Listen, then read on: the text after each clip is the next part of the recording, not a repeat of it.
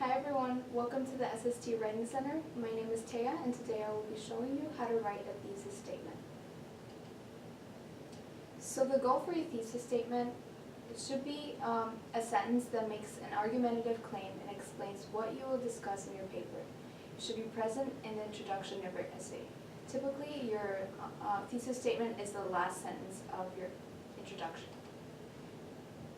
An effective thesis should communicate your main idea, narrow the focus of your paper, give the reader a basic idea of what you are arguing, and reveal both your argument and how you will attempt to prove your argument.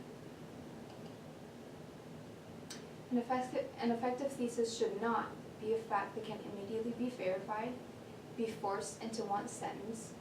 Thesis may be more than one sentence long. Often writers will compose thesis which presents an overarching argumentative claim and then follow it with another sentence detailing the specific areas of that broader argument.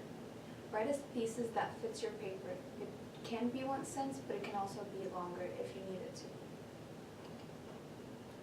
Some thesis examples are: abandoned houses breed crime. So this would be a poor example of a thesis statement, but because it's a statement that can be proved right away, it doesn't leave much room for any thought or any debate, so it's not a good example of a thesis statement.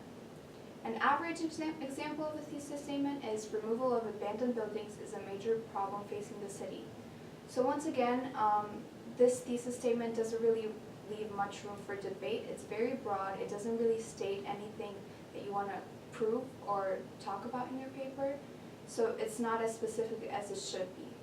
And then a better example of a thesis statement is providing alternative shelter for homeless people reduces crime associated with abandoned buildings. And the reason why this is a better example of a thesis statement is because it's very specific. If I read this thesis statement, then I'll know exactly what your paper will be about, and I have no room for any doubt or debate. And thank you so much.